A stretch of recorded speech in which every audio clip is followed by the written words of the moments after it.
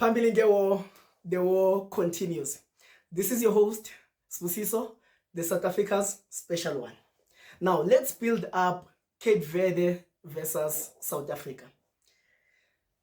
Both teams come high in confidence, with Cape Verde winning 3 out of their last 4 fixtures, and Bafana only winning 2, drawing 1 and losing 1. On paper, both teams cannot be separated in terms of the quality of players. The quality of players is more similar. There's no standing out superstar in both teams.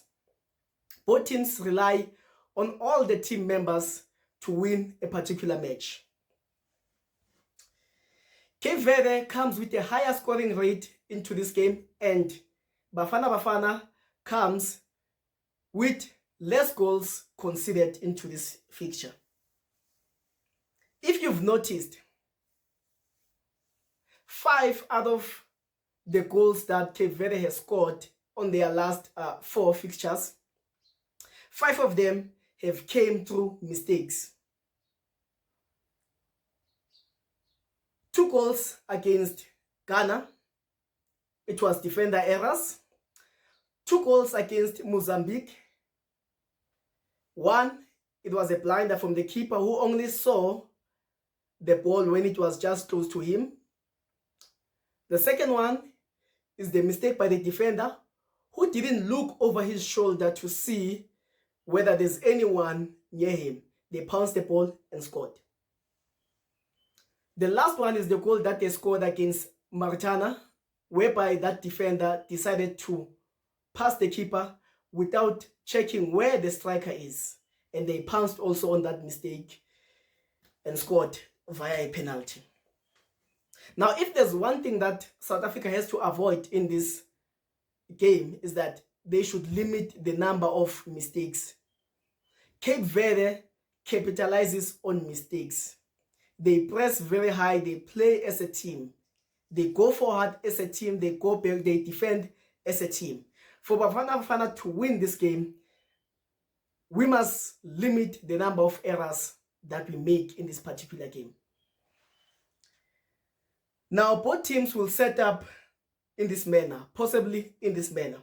Bafana will go with the previous formation that we've seen for the past 2 matches, which is 4-2-3-1. While on the other hand, Cape Verde will come with a 4-3-3. It is clear when you look at the 2 formations that Bafana will dominate the midfield. So which means Bafana might have a lot of ball possession. What is critical or what is important, Bafana has to use that ball possession as efficiently as possible to win this match. This is how I will set up my lineup. The back 4 and the keeper will not change. It will remain as the past 3 games. In front of them, I'll have Stole and Mokoena. They also do not change. One thing about Stole, his undermined or his contribution is underlooked or overlooked.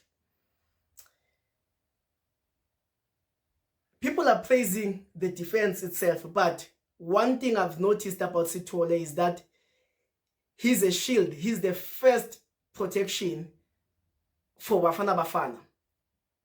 He's the one who helps prevent a lot of shots, a lot of breakthroughs from the opponents. He shields the defense very well.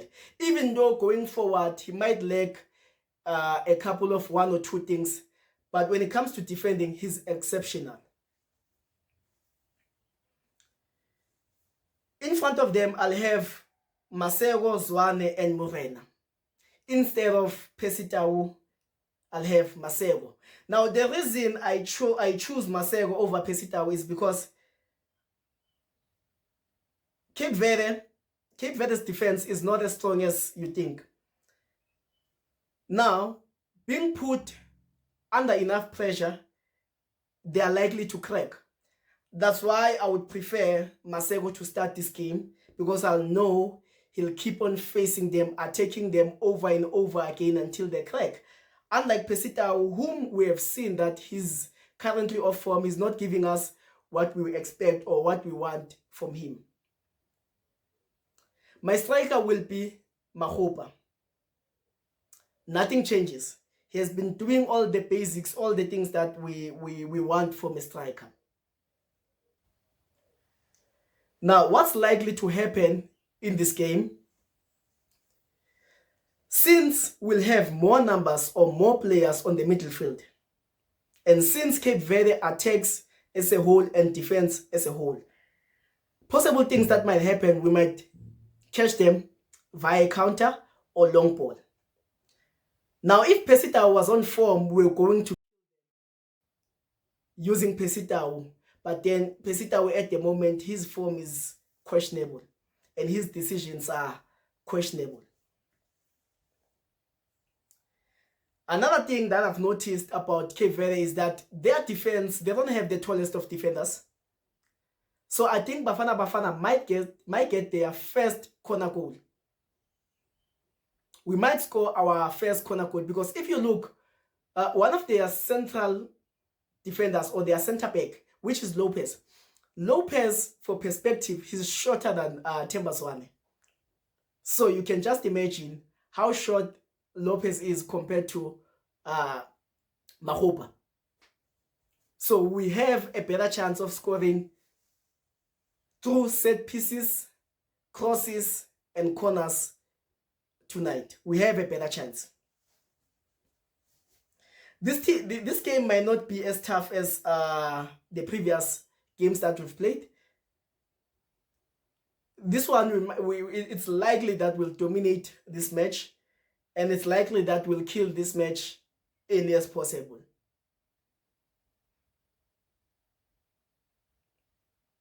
Now, one thing that can help Cape Verde to win this match is if we make a couple of mistakes, they can pounce on that. They are very good when it comes to pouncing on mistakes, and they move as a team. They defend as a team, and they also attack as a team. So we need to avoid making mistakes. We need to attack them. We need to try to create chances. We need our most skillful players to come into the field. We need those long balls, and we'll need better crosses. Those are the 4 things that will work for us on this particular match. My score prediction for this match. I predict that Bafana will win this match 3-2 or 3-1 or 3-0. Cape Verde will not be much of a challenge when compared to our previous fixtures or the games that we've already played. Concerns, another concern about this particular match is that we go to this match with our center backs, both of them, on yellow cards. Now, chances are, and this is likely to happen because the chances of your center backs not getting a yellow card in every match, they are very slim. So chances are one of our center back will not be available for our next fixture. But I'll break that down when we come to our preview for our next fixture against Nigeria. So that will be all from me. Like, subscribe, and share this video. Phambili nge war, the war continues.